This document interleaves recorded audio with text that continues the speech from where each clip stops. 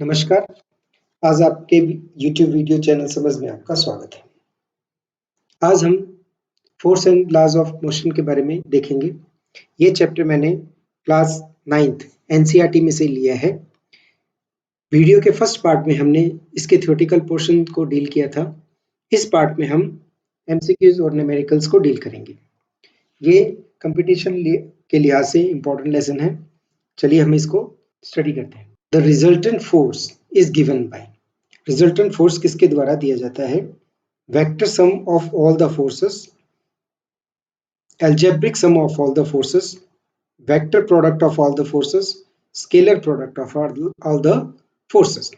अब vector sum क्या चीज है? वेक्टर सम हमने लास्ट पार्ट में जो देखा था वो ये था, हमारे पास जो नेट फोर्सेस हैं जो वो किसके द्वारा दी जाएगी? Vector sum of all the forces के द्वारा दी जाएगी। ये चीज क्या थी? वेक्टर सम थी। एल्जेब्रिक सम में हम डायरेक्शन को काउंट नहीं करते हैं। वेक्टर प्रोडक्ट और स्केलर प्रोडक्ट के आप आने वाले चैप्टर्स में वीडियोस में देखेंगे। तो ये जिसका जो सही आंसर आएगा वो आंसर आएगा ए, यानी कि the resultant force is given by vector sum of all the forces.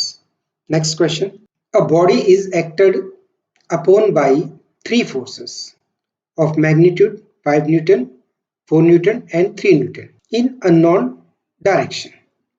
The body moves with the constant velocity. What will be the net force on the body?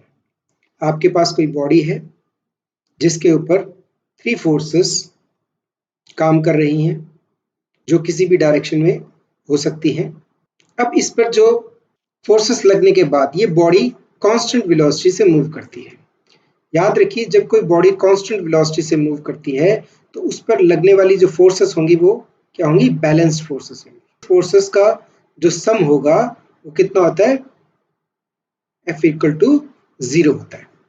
Balanced forces जब भी लगती है तो जो net force बनेगी तो body उसी अपने मोशन को, जो भी उसका मोशन है उसको वो कंटिन्यू करेगी। यदि बॉडी रेस्ट पर है तो रेस्ट पर रहेगी, और यदि बॉडी किसी फिक्स्ड स्पीड से एक स्ट्रेट लाइन में मूव कर रही है तो उसी स्पीड से, या यूं कहिए कि उसी कांस्टेंट वेलोसिटी से मूव करेगी।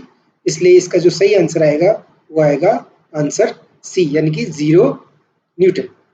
Next question, a body is rolled down from a height h on an inclined plane with inclination 60 degree under gravity. It then climbs an inclined plane at inclination 30 degree kept on opposite side. Assume that the force of friction to be 0. What will be the height attained by the body on the inclined plane? यानी कि आपके पास कोई inclined plane है जो 60 degree with respect to the surface पर incline है, और सामने एक inclined plane और रखा गया है जो 30 डिग्री के ऊपर incline है। अब कोई बॉल फर्स्ट प्लेन से रोल डाउन करती है, ये h हाइट से ड्रॉप कराई जा रही है, और रोल करने के बाद ये सामने वाले इंक्लाइन प्लेन पर क्लाइंब करती है। तो कितनी हाइट तक ये इंक्लाइन करती है?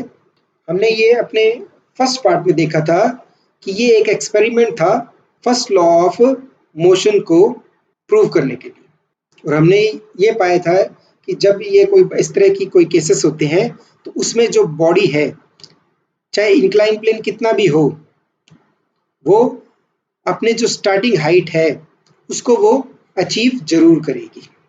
तो यानी कि इसका जो सही आंसर आएगा वो आपके पास क्या आएगा? D, H. Next question, the tendency of a body to resist any change in its state of motion is known as. ये हमने एक सिंपल डेफिनेशन है, तो इसका जो सही आंसर है मोमेंटम, मास, इनर्शिया, फोर्स। इसमें सही आंसर क्या आएगा? C, inertia. Next question, why does we feel a force when a driver suddenly applies brakes? Due to inertia, due to momentum change, due to change in velocity, due to change in acceleration. इसका जो सही answer आएगा वो आएगा due to inertia. हमारी जो body है वो अभी कौन सी पोजीशन में? मूवमेंट की पोजीशन में है, और जैसे ही ब्रेक अप्लाई करते हैं तो कार तो रुक जाती है, लेकिन हमारी बॉडी इनर्शिया के कारण अभी भी कैसे मोशन में है? मूवमेंट में है, जिस कारण हमें ऐसा लगता है कि हमें कोई फोर्स लगी है। Next question, safety belts are provided inside a moving car to protect us from injury due to inertia, due to momentum change, due to change in velocity, due to change in acceleration. तो इसका जो सही answer है वो आएगा due to inertia.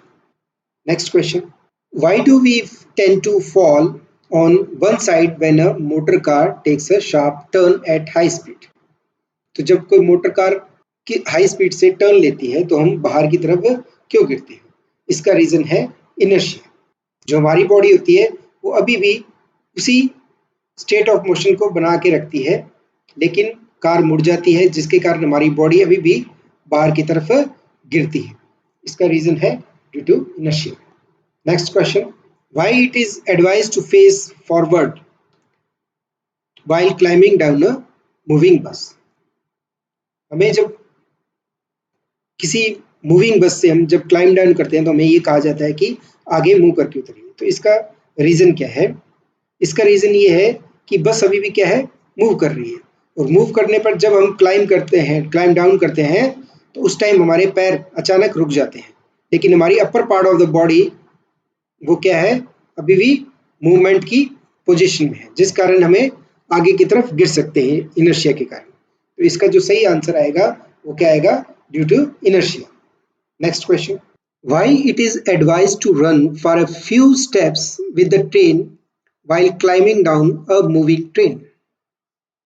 अब जब कोई ट्रेन मूव कर रही है और हम अचानक ही क्लाइंब डाउन कर जाते हैं तो इनर्शिया के कारण हम गिर सकते हैं। इस वजह से क्या है कि हमें उसके साथ थोड़ी देर के लिए दौड़ना पड़ता है।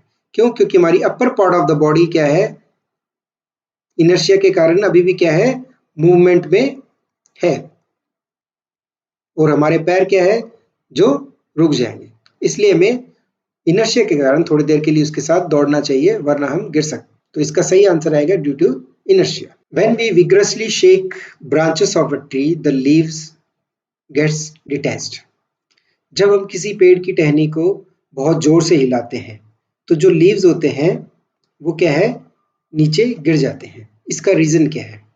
क्योंकि जो लीव्स हैं वो भी किस पोजीशन में है, रेस्ट पोजीशन में है, और जो जैसे ही हम टहनियाँ हिलाएंगे तो टहनी क्या है, अचानक ही मूवमेंट में आ जाएगी, और इनर्शिया के कारण जो लीव्स रेस्ट में है वो रेस्ट में ही रहने का प्रयास करेंगे, जिसके कारण वो अचानक डिटैच हो जाते हैं। तो इसका जो सही आंसर आएगा वो answer A, due to inertia.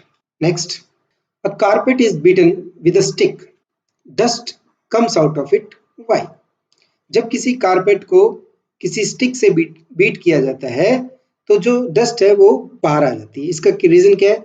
जो डस्ट है वो अभी भी क्या है, स्टेट ऑफ रेस्ट में है, लेकिन जब स्टिक मारने पर कारपेट हिलता है तो ये जो डस्ट है वो भी कौन सी पोजीशन में रहेगी, इनर्शिया के कारण रेस्ट पोजीशन में रहेगी, जिसके कारण ये नीचे गिर जाती है। तो इसका जो सही आंसर आएगा वो आएगा due to inertia. Next question, why is it advise to tie any luggage kept on the roof of bus with a rope? इसका रीजन ये है कि जब बस मूव कर रही है तो लगेज भी क्या है, उसके साथ में मूव कर रहा है, लेकिन अचानक बस जब ब्रेक लगाएगी तो ये जो लगेज है वो अपने इनर्शिया के कारण भी मूवमेंट में होगा, जिसके कारण वो आगे गिर सकता है। तो इस वजह से क्या है, इसका बांधा जाता है। तो इसका जो सही आंसर आएगा due to inertia. Next, the major of inertia is momentum, mass, acceleration, velocity. Inertia क्या चीज है? The tendency to of a body to maintain its state of rest और motion is known as inertia. और जितने भी भारी body होगी उसका इनर्शिया क्या होगा, उतना ही ज्यादा होगा। तो इसका आंसर आएगा mass, B. Next question, which has more inertia? अब ऊपर अपने देखा था the major of inertia is mass, यानी कि जितना ज्यादा किसी का मास होगा उतना ही ज्यादा क्या होगा, उतना ही ज्यादा इनर्शिया होगा, मोर द इनर्शिया। तो इसका जो सही आंसर है कॉइन, बस, ट्रेन, फुटबॉल। सबसे ज्यादा मास किसका है, ट्रेन का है, इसलिए इसका इनर्शिया भी सबसे ज्यादा होगा। Next question, momentum is defined as change in velocity with respect to time, time rate of change of displacement, product of velocity and mass, product of force and mass. Momentum का जो formula है वो क्या है, mv mass into velocity. तो इसका सही answer होगा वो होगा C. Next question, the time rate of change of momentum is called. हमने अपनी सेकंड लॉ ऑफ मोशन में देखा था the force is defined as the time rate of change of momentum. तो इसलिए जो इसका सही आंसर आएगा वो आएगा force. Next, rate of change of momentum with time is equal to force. This statement is, ये कौन सा स्टेटमेंट है, first law of motion, second law of motion, third law of motion, law of conservation of momentum. First law of motion inertia के बारे में बताता है, force के बारे में बताता है। Second law of motion force को मेजर करता है, और थर्ड लॉ ऑफ मोशन क्या होता है, इक्वल एंड अपोजिट रिएक्शन को बताता है। तो जो इसका जो सही आंसर है वो है बी, यानी कि second law of motion states that the force is defined as the rate of change of momentum with time. Next question, SI unit of force. Force की एसआई यूनिट क्या है? अभी हमने जानते हैं कि जो फोर्स की डेफिनेशन है वो क्या है, मास इनटू एक्सेलरेशन। तो मास का क्या है केजी, और एक्सेलरेशन की क्या है मीटर पर सेकंड स्क्वायर। तो इसकी जो फोर्स की जो एसआई यूनिट बनेगी वो क्या बनेगी, केजी मीटर पर सेकंड स्क्वायर। तो इसका जो सही आंसर आएगा वो आएगा A. Next, how do we move in forward direction. हम फॉरवर्ड डायरेक्शन में कैसे मूव करते हैं? Next question, how do we move in forward direction. हम फॉरवर्ड डायरेक्शन में कैसे मूव करते हैं? ऑप्शंस है, third law comes into force, that is we push the road backward to move forward. First law of motion comes into force, second law of motion comes into play, law of conservation of momentum. तो हमने देखा था कि जो हमारा third law है of motion वो क्या स्टेट करता है, every action has equal and opposite reaction. तो हमारे जो पैर हैं वो अर्थ को बैक साइड धकेलते हैं, जिसके कारण क्या अर्थ एक रिएक्शन पैदा करती है जो हमें फॉरवर्ड मूवमेंट में हेल्प करती है। तो इसका जो सही आंसर आएगा वो क्या आएगा, A. Next question, when a gun is fired then there is a recoil force on the gun, why? Options है, law of conservation of momentum, law of conservation of angular momentum, law of conservation of energy, law of conservation of mass. हमने अपने third law of motion में देखा था कि जब कोई bullet आगे की तरफ मूव करती है तो वो पीछे एक गन पर भी एक फोर्स लगाती है जिसके हम क्या कहते हैं, रिकॉइल कहते हैं। और इसके कारण क्या है, जो हमारा मोमेंटम है वो क्या है, इनिशियल मोमेंटम और फाइनल मोमेंटम कैसा रहना चाहिए, कंजर्व्ड रहना चाहिए। Initial momentum and final momentum conserved रहना चाहिए, इसलिए जो इसका सही आंसर है वो आएगा answer A. Next, when A seller jumps out of a boat in forward direction the force on the boat moves it backward direction. ये हमारा थर्ड लॉ ऑफ मोशन है, तो इसका जो सही आंसर आएगा वो आंसर आएगा A. Third law of motion comes into play, that is the action has equal and opposite reaction. Next question, why does the fielder pulls his hands backward while catching the ball? Ball catch करते time जो fielder है वो अपने हाथ backward direction में क्यों खींच लेता है? तो हमने जो हमारा सेकंड लॉ ऑफ मोशन है उससे में हमने देखा था कि F equal to M V minus M U upon में टी। तो यदि जब जो फील्डर है वो अपने हाथ पीछे खींचता है तो वो क्या है, जो इम्पैक्ट टाइम है उसको बढ़ा देता है। इम्पैक्ट टाइम बढ़ाने से क्या है, फोर्स कम हो जाएगा, यानी कि force is inversely proportional to T. इसलिए by pulling the hands backward the fielder increases the time of impact thus decreasing the force. तो उसको चोट नहीं लगती, तो इसका जो सही आंसर आएगा वो आंसर आएगा A. Next question, in high jump why are athletes made to fall on question bed और सैंड? ऑप्शंस है, The athletes will not get hurt as every action has equal and opposite reaction. Third law of motion है, इसमें कोई rule नहीं है. The athletes will not get hurt as cushion bed or sand is pressed, thus increasing the time of impact, which in turn decreasing the force. ये हमारा second law of motion है जो कहता है कि force is inversely proportional to time. तो यानी कि यदि हम टाइम को बढ़ा देते हैं तो जो फोर्स है वो कम लगेगा. यानी कि जब क्वेश्चन बेड या सैंड पर जो वो प्रेस हो जाती है जिसके कारण क्या टाइम बढ़ जाता है, टाइम ऑफ इम्पैक्ट बढ़ जाता है, जिसके कारण उस एथलीट को चोट नहीं लगेगी. तो इसका जो सही आंसर आएगा वो आंसर आएगा B. Next question, how a karate player breaks a slab of ice with a single blow. Karate player किस तरह से एक स्लैब को तोड़ देता है. तो हमने देखा होगा कि हमारा सेकंड लॉ ऑफ मोशन में क्या है, F is inversely proportional to time. यदि हम टाइम को कम कर देते हैं तो जो फोर्स है वो बढ़ जाएगा. तो कराटे प्लेयर भी क्या करता है, उसको जो स्लैब है आइस स्लैब को उसको अचानक ही मारता है जिसके कारण वो टूट जाती है. तो according to second law of motion, force is inversely proportional to time of impact. The karate player decreases the time, thus increasing the force. तो इसका जो सही आंसर आएगा वो आंसर आएगा ए. नेक्स्ट, अब हम कुछ फार्मूला देख लेते हैं. First equation of motion, v is equal to u plus et. Second equation of motion, s equal to ut plus half at square. Third equation of motion, v square minus u square equal to 2as. Momentum का formula है p is equal to mv. Conservation of momentum कहता है कि initial जो momentum है हमारा, जो final momentum है वो कैसा रहेगा, सेम रहेगा. इसी तरह से जो सेकंड लॉ ऑफ मोशन क्या कहता है, the rate of change of momentum is known as force, और इसको डिफाइन किया जाता है mv minus u upon time is equal to ma. From third law of motion क्या कहता है, every action has equal and opposite reaction. ये जो माइनस सिंबल है ये अपोजिट रिएक्शन को शो करता है. रिजल्टेंट फोर्स क्या है, वेक्टर सम के द्वारा दी जाती है. अब इन फार्मूला की सहायता से हम कुछ न्यूमेरिकल सॉल्व करेंगे. First numerical, a constant force acts on an object of mass 5 kg for a duration of 2 seconds. It increases the object's velocity from 3 meter per second to 7 meter per second. Find the magnitude of the applied force.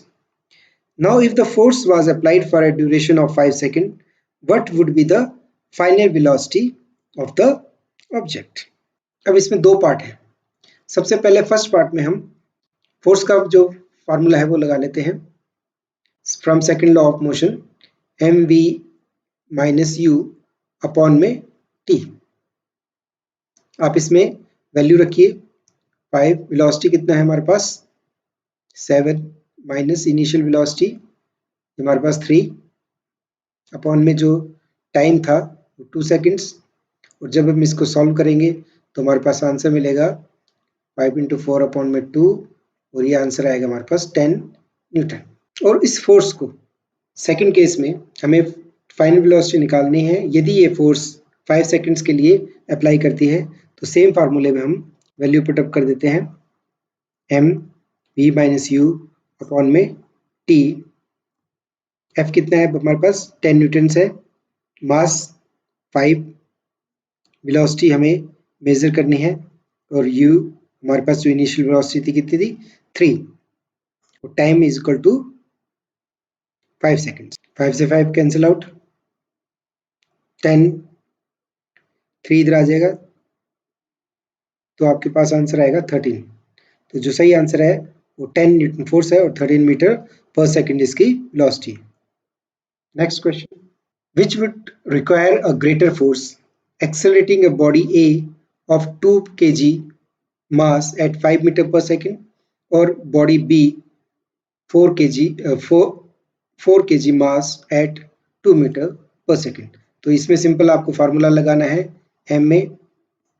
दूसरे body B के लिए भी आप इस formula लगाएंगे ma, और इसका आप आंसर फाइंड आउट कर लेंगे किस पर ज़्यादा फोर्स लग रही है, ये आप खुद करिए. Next, a motor car is moving with a velocity of 108 km per hour and it takes 4 seconds to stop after the brakes are applied. if its mass along with the passenger is 1000 kg, the force exerted by the brakes on the motor car will be। तो इसमें जो हमारे पास इसमें मास कितना है, m equal to 1000 kg। जो motor car की जो स्पीड दे रखी है वेलोसिटी वो कितनी है, इनिशियल वेलोसिटी हमारे पास है 108 किलोमीटर पर आवर। इसको हम चेंज कर लेते हैं मीटर पर सेकंड में। इसके लिए हमें किससे मल्टीप्लाई करना पड़ेगा 5/18 और जो आंसर हमारे पास आएगा वो आएगा हमारे पास 30 मीटर पर second. It takes 4 seconds to stop. Stop का मतलब है वेलोसिटी कितनी हो जाएगी 0 और टाइम कितना है हमारे पास 4 सेकंड्स। तो अभी हमने निकाला था इनिशियल वेलोसिटी कितनी है हमारे पास 30 मीटर पर सेकंड, टाइम कितना है हमारे पास 4 सेकंड्स और जो फाइनल वेलोसिटी कितनी है 0। आप सेकंड लॉ ऑफ मोशंस में इसका फार्मूला रख दीजिए F equal to mv minus you upon में t 1000 0 माइनस 30 अपॉन में 4 माइनस, तो जो इसका सही आंसर आएगा वो आएगा माइनस 7500 न्यूटन। तो सही आंसर है B. Next question, a force of 5 Newton gives mass m1 an acceleration of 10 meter per second square and a mass m2 an acceleration of 20 meter per second square. What acceleration would it give if both the masses were tied together? तो इसके लिए सबसे पहले हम क्या निकालेंगे, हम masses दोनों निकाल लेते हैं। तो हमारे जो सेकेंड लॉ ऑफ मोशन है F is equal to M A, तो हमारे पास जो फर्स्ट मास आएगा वो कितना आ जाएगा F अपॉन में 10, 5/10 इज इक्वल टू 0.5 kg। इसी तरह से M2 फाइंड आउट कर लीजिए, F upon A is equal to 5/20 और इसका जो आंसर आएगा वो आ जाएगा 0.25 kg। जब दोनों को टाई कर देते हैं तो m1 प्लस m2 यानी कि जो टोटल मास बन जाएगा वो कितना बन जाएगा 0.75 kg और F कितना है हमारे पास 5 न्यूटन।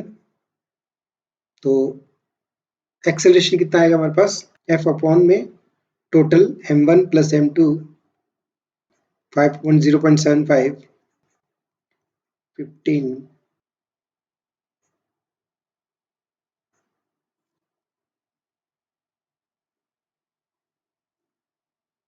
तो जो सही आंसर आएगा वो आएगा 6.67 मीटर पर second square. A. Next question, the velocity time graph of a ball of mass 20 gram moving along a straight line on a long table is given by how much force does the table exert on the ball to bring it to rest? हमारे पास जो इसमें graph velocity time graph में जो initial velocity है वो हमारे पास है 20 मीटर पर सेकेंड और जो फाइनल वेलोसिटी है वो है 0 मीटर पर सेकेंड। जो टाइम लगा है वो हमारे पास है 10 सेकेंड्स। तो F का जो फार्मूला है उसमें हम वैल्यू पुटअप कर देते हैं M V minus you upon में टी, मास को हम केजी में कन्वर्ट कर लेते हैं 0.02 kg, वेलोसिटी 0 माइनस 20 अपॉन में time taken 10 seconds.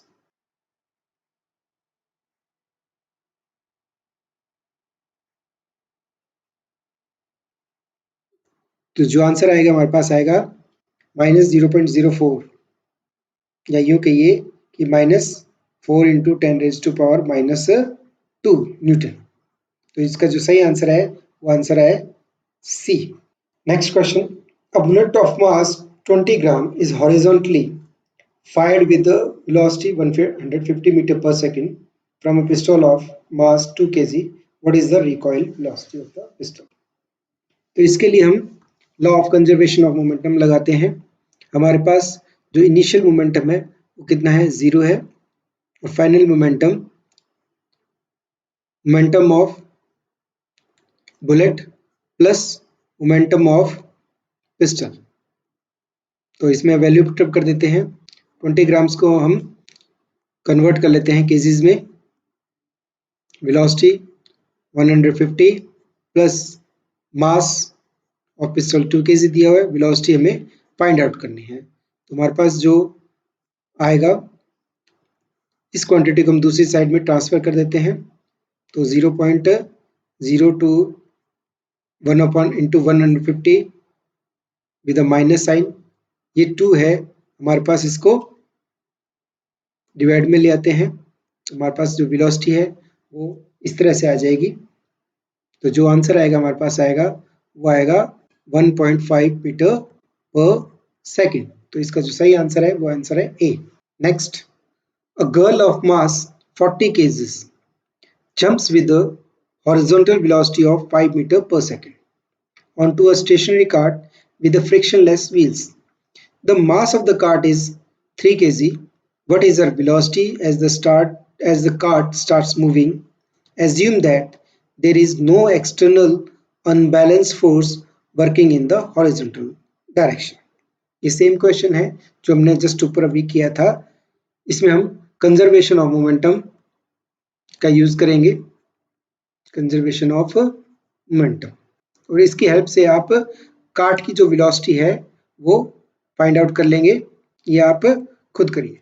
Next question, two hockey players of opposite teams while trying to hit a hockey ball on the ground collide and immediately became entangled.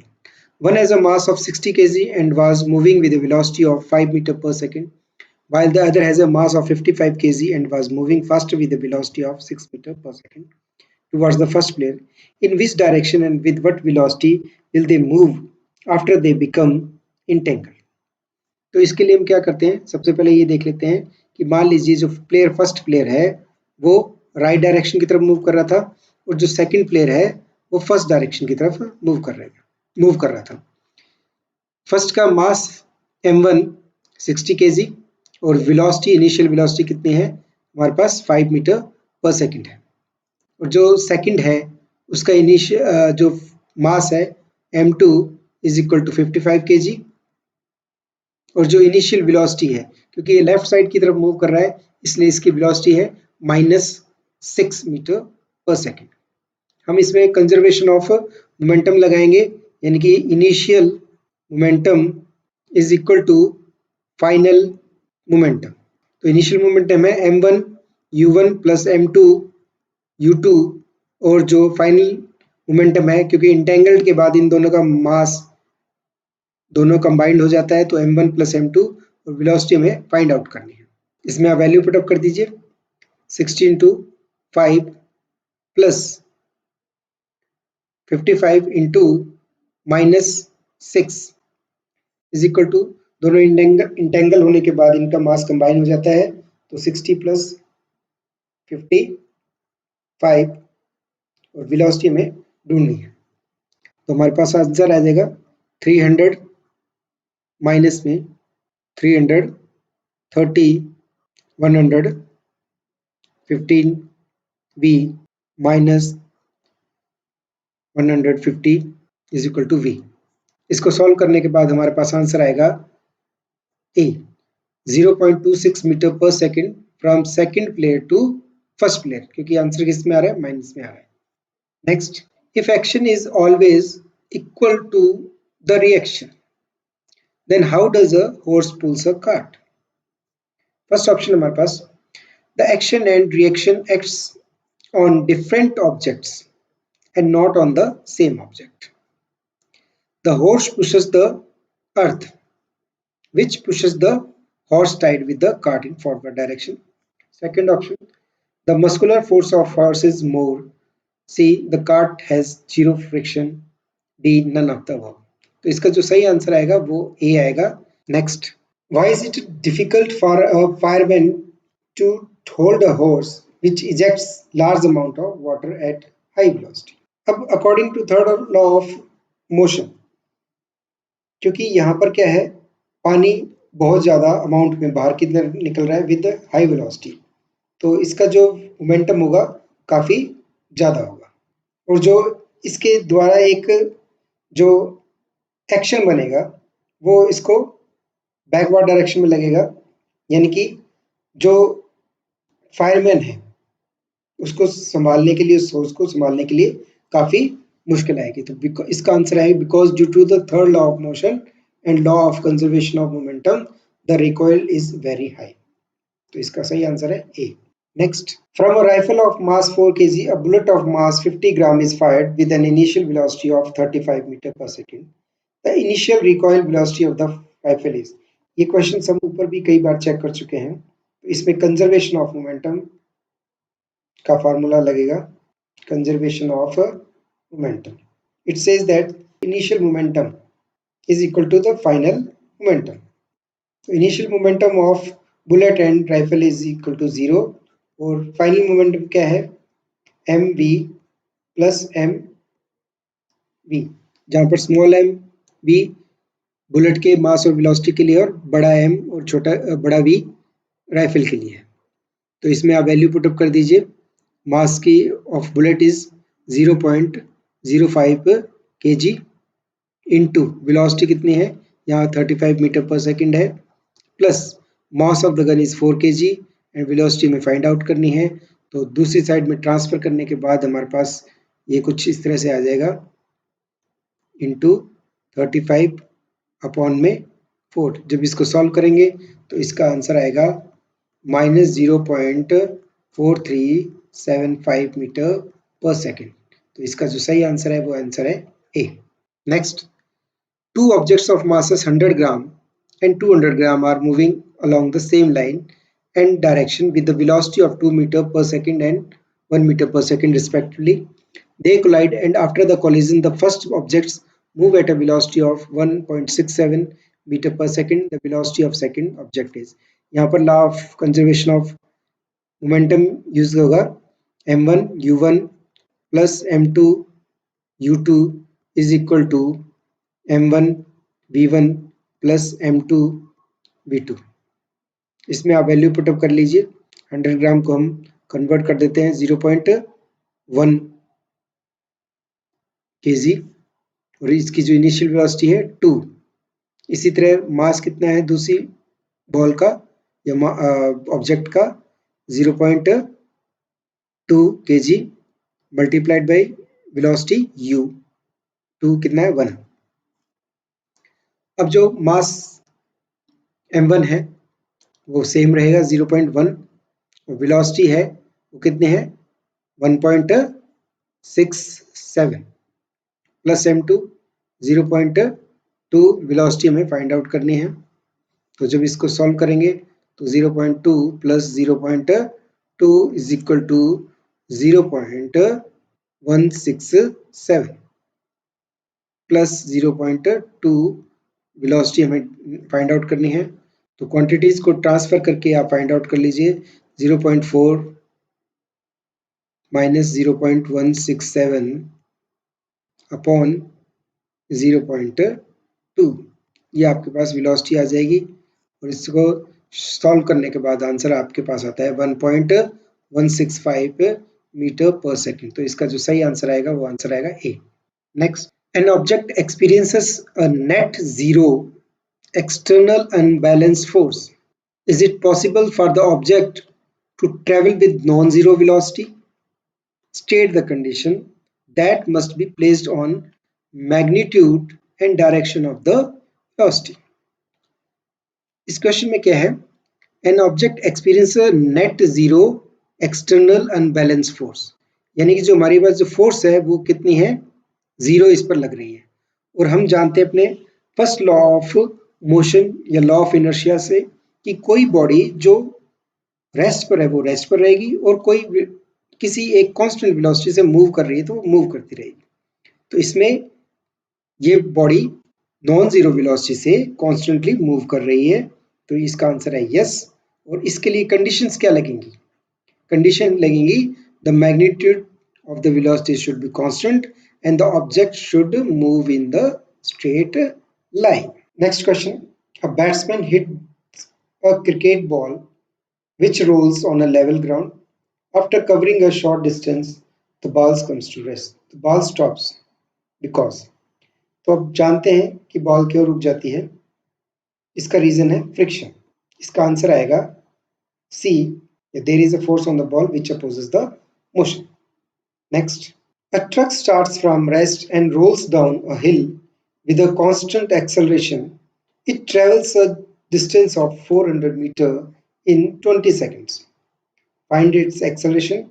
Find the force acting on its mass. तो अब जो truck है वो rest से है, तो यानी कि u कितना है, 0 है, और जो इसकी ट्रैवल कितना कर दिया, ये s डिस्टेंस यानी कि 400 मीटर ये ट्रैवल कर चुका है इन टाइम t. तो सबसे पहले तो हम इसकी एक्सेलरेशन फाइंड आउट कर लेते हैं. हमारे पास जो सेकंड इक्वेशन ऑफ मोशन है, s equal to ut plus half at square. u कितना है, 0 है, तो half at square is equal to s. a कितना आ जाएगा आपके पास, 2s अपॉन में t स्क्वायर. इसमें वैल्यू पुटअप करिए, 2 इंटू 400 अपॉन टाइम कितना है, 20 इंटू 20, और जो इसको सॉल्व करने के बाद जो आंसर आएगा एक्सेलरेशन 2 मीटर पर सेकेंड. अब आपको इसमें फोर्स ढूंढनी है. तो जो मास है वो 7 टन है, 7 टन यानी कि 7000 टन. तो फोर्स कितना आ जाएगा आपके पास, 7000 टन इंटू एक्सेलरेशन. यानी कि हमने ये MA का फार्मूला यूज किया है, तो आपके पास आंसर आएगा 14000 न्यूटन. तो आंसर है इसका A. Next, a stone of 1 kg is thrown with a velocity of 20 meter per second across the frozen surface of a lake and comes to rest after traveling a distance of 50 meter. What is the force of friction between the stone and the ice? सबसे हम पहले जो given है quantities वो ढूंढ लेते हैं. m is equal to 1 kg. Initial velocity 20 metre पर सेकेंड. फाइनल वेलोसिटी रेस्ट पर आने पर 0 हो जाती है, तो इसलिए जो डिस्टेंस है वो कितना है, 50 मीटर है. सबसे पहले हम थर्ड इक्वेशन ऑफ मोशन से एक्सेलरेशन निकाल लेते हैं. v square minus u square upon में 2s. इसमें आप वैल्यू पुटअप कर दीजिए, 0 माइनस 20 स्क्वायर अपॉन में 2 इंटू 50 माइनस 400 अपॉन 100, तो माइनस 4 मीटर पर सेकेंड स्क्वायर. अब इसमें फोर्स फाइंड आउट कर लीजिए. Force is equal to MA. तो इसका जो सही आंसर आएगा वो आएगा -4 न्यूटन. तो सही आंसर है A. धन्यवाद. इसके थर्ड पार्ट में हम फर्दर कुछ और न्यूमेरिकल्स देखेंगे. यदि आपको ये वीडियो अच्छा लगा हो तो लाइक एवं शेयर जरूर करें और साथ में सब्सक्राइब करना ना भूलें. धन्यवाद.